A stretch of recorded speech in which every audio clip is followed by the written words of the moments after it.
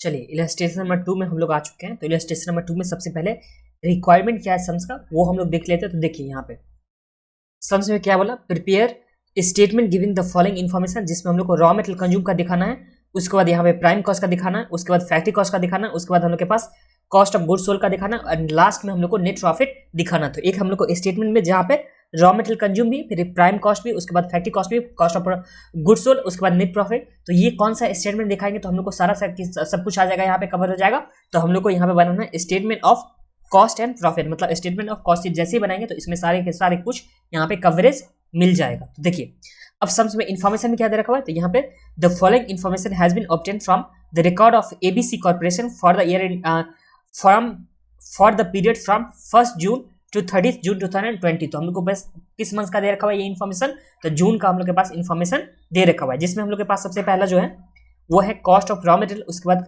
Cost of working progress, उसके बाद cost of stock of finish goods, उसके बाद raw material purchase of raw material during June. तो ये हम लोग के पास परचेज भी दे रखा हुआ है, उसके बाद यहाँ पे वेजेस पेड भी दे रखा हुआ है, फैक्ट्री ओवरहेड दे रखा हुआ है, फिर administrative overhead related to production. तो यहाँ पे जो भी प्रोडक्शन का रिलेटेड जो भी एडमिनिस्ट्रेटिव ओवरहेड होता था वो हम लोग कहाँ दिखा देते, तो वो हम लोग दिखा देते जब कॉस्ट ऑफ प्रोडक्शन निकालते थे उसी टाइम में। तो ये हो गया।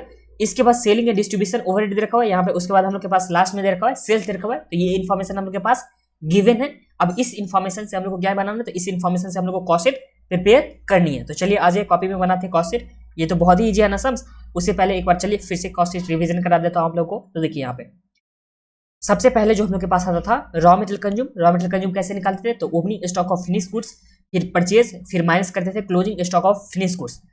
उसके नेक्स्ट में हम लोग के पास था डायरेक्ट लेबर एक्सपेंस, उसके बाद हम लोग इसमें ऐड करते थे डायरेक्ट एक्सपेंस को ऐड करते थे, तो हम लोग के पास आता था प्राइम कॉस्ट, और इस प्राइम कॉस्ट में फैक्ट्री ओवरहेड या वर्क ओवरहेड हम लोग जैसे ही ऐड करते थे तो हम लोग के पास आता था ग्रॉस वर्क कॉस्ट, और इस ग्रॉस वर्क कॉस्ट में हम लोग WIP को एडजस्ट करते थे तो हम लोग के पास आता था फैक्ट्री या वर्क कॉस्ट आता था। ठीक है।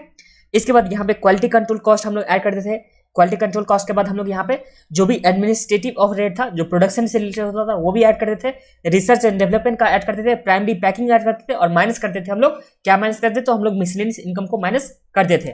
तो ये माइनस करने के बाद हम लोग के पास कॉस्ट ऑफ प्रोडक्शन आता था, और उसके बाद कॉस्ट ऑफ प्रोडक्शन में फिनिश गुड्स का एडजस्टमेंट जैसे ही करते थे हम लोग के पास आता था कॉस्ट ऑफ गुड्स सोल्ड, और कॉस्ट ऑफ गुड्स सोल्ड में हम लोग यहाँ पे एडमिनिस्ट्रेटिव ओवरहेड जो जनरल पर्पस के लिए होता था, उसके बाद सेलिंग ओवरहेड, फिर उसके बाद डिस्ट्रीब्यूशन ओवरहेड, उसके बाद सेकेंडरी पैकिंग, ये सब ऐड करते थे हम लोग के पास क्या आता था कॉस्ट ऑफ सेल, और कॉस्ट ऑफ सेल में प्रॉफिट ऐड कर देते तो हम लोग के पास आ जाता था सेल आ जाता था। तो ये हम लोग के पास कॉस्ट शीट का फॉर्मेट था, और इसके साथ हम लोग इलस्ट्रेशन नंबर 1 किए थे, और इलस्ट्रेशन 1 करने के बाद अभी हम लोग कर रहे हैं इलस्ट्रेशन नंबर 2।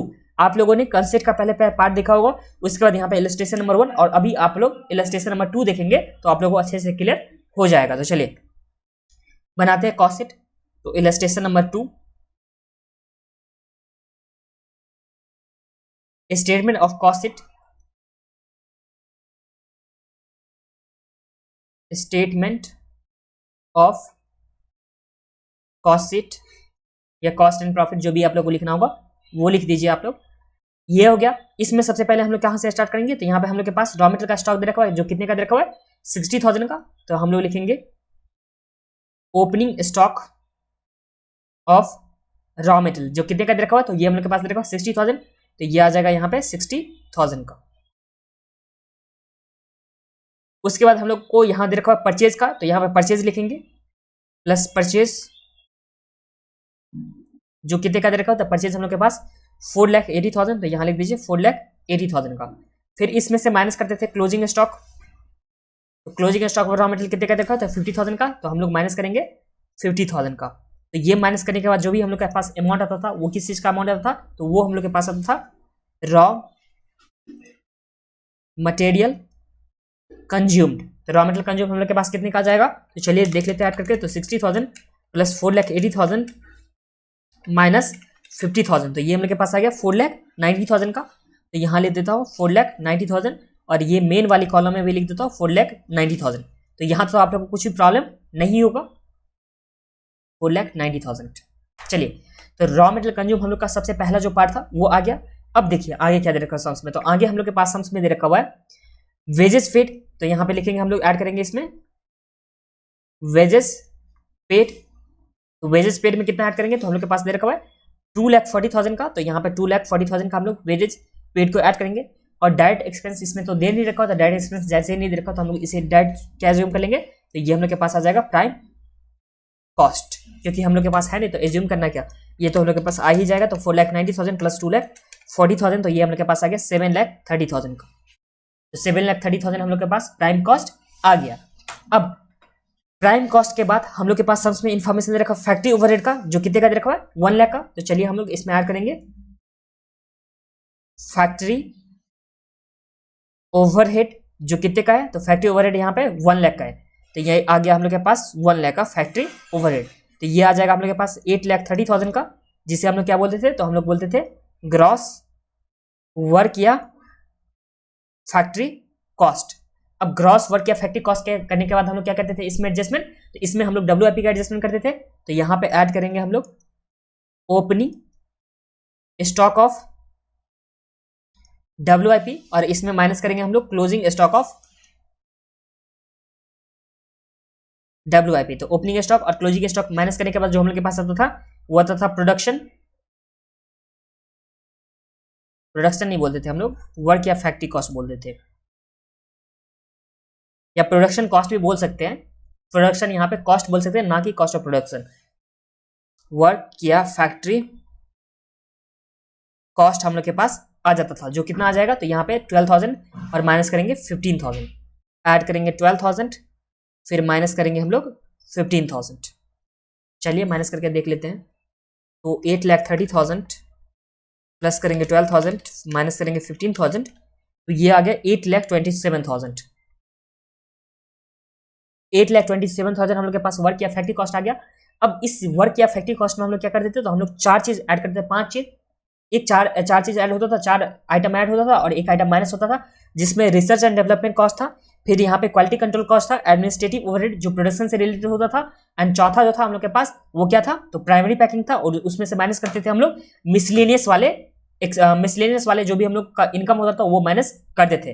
अब सम्स में तो हम लोग को सिर्फ और सिर्फ एक ही दे रखा जो 50,000 रखा प्रोडक्शन से रिलेटेड एडमिन एक्सपेंस, तो हम लोग डायरेक्ट इसमें क्या करेंगे, ऐड करेंगे एडमिन एक्सपेंस, जो कितने का दे रखा एडमिन एक्सपेंस, तो ये है 50,000, तो 50,000 हम लोग यहाँ पे ऐड करेंगे। तो ये 50,000 ऐड करने के बाद जो भी हम लोग के पास अमाउंट आएगा वो क्या आ जाएगा, तो यहाँ पे आ जाएगा कॉस्ट ऑफ प्रोडक्शन। तो कॉस्ट ऑफ प्रोडक्शन इस केस में कितना आ जाएगा, तो यहाँ पे ऐड करिए 50,000, तो ये आ गया 8,77,000 आ गया कॉस्ट ऑफ प्रोडक्शन। अब इस कॉस्ट ऑफ प्रोडक्शन में हम लोग क्या करते थे, तो हम लोग फिनिश गुड्स को एडजस्ट करते थे। जैसे फिनिश गुड्स को एडजस्ट करते थे तो हम लोग का क्या में आ जाता था, तो हम लोग को आ जाता था कॉस्ट ऑफ गुड्स सोल्ड। तो यहाँ पे ऐड करेंगे opening stock of finish goods, फिर माइनस करना होगा हम लोग को पास closing stock of finish goods. तो चलिए देख लेते हैं यहाँ पे, तो ओपनिंग स्टॉक कितना दे रखा है 90,000, क्लोजिंग दे रखा है 1,10,000, तो यहाँ पे 90,000 फिर माइनस करेंगे 1,10,000 को, ये माइनस करने के बाद हम लोग के पास कितना आ जाएगा, तो 8,77,000 प्लस 90,000 माइनस 1,10,000, तो ये हम लोग के पास आ गया 8,57,000। तो ये हम लोग के पास क्या आ गया, तो ये हम लोग के पास आ गया cost of goods sold, cost of goods sold. अब कॉस्ट ऑफ गुड्स सोल्ड में हम लोग के चार आइटम यहाँ पे ऐड होता था, जिसमें एक होता था एडमिनिस्ट्रेटिव ओवरहेड जो जनरल होता था, उसके बाद सेलिंग ओवरहेड, डिस्ट्रीब्यूशन ओवरहेड और सेकेंडरी पैकिंग, ये सब ऐड होता था। बट सम्स में तो हम लोग को सिर्फ और सिर्फ रखा सेलिंग एंड डिस्ट्रीब्यूशन ओवरहेड, तो यहाँ पे हम लोग क्या करेंगे, ऐड करेंगे सेलिंग एंड डिस्ट्रीब्यूशन ओवरहेड, जो कितने का दे रखा है सेलिंग एंड डिस्ट्रीब्यूशन ओवरहेड, तो ये हम लोग के पास 25,000 का। तो ये 25,000 का ऐड करने के बाद जो हम लोग के पास आ जाएगा अमाउंट, वो कितने का आ जाएगा, तो ये आ गया 8,82,000, जो हम लोग के पास आ जाएगा कॉस्ट ऑफ सेल्स आ जाएगा, और ये हम लोग के पास कॉस्ट ऑफ सेल आ गया। अब इस कॉस्ट ऑफ सेल में हम लोग क्या करते थे, ऐड करते थे प्रॉफिट को, तो ऐड करेंगे प्रॉफिट, तो हम लोग के पास क्या आ जाता था, तो ये हम लोग के पास आ जाता था सेल्स आ जाता था। तो यहाँ पे देखिए प्रॉफिट दे रखा है, सेल्स दे रखा है, अमाउंट क्या, तो सेल्स हम लोग के पास 10 लाख दे रखा है, तो यहाँ पे लिख दीजिए सेल्स, तो जो भी बैलेंस शीट फिगर होगा वो यहाँ पे क्या आ जाएगा, ये हम लोग के पास प्रॉफिट आ जाएगा। तो चलिए देख लेते हैं बैलेंस शीट फिगर कितना आता है, तो ये हम लोग के पास आ गया 1,18,000, ये हम लोग के पास बैलेंस शीट फिगर आ गया, जो बैलेंसिंग फिगर क्या हो गया, तो यहाँ पे प्रॉफिट कंसीडर करेंगे इस बैलेंसिंग फिगर को। और इसी के साथ हम लोग के पास इलस्ट्रेशन नंबर 2 जो है वो कंप्लीट हो जाता है।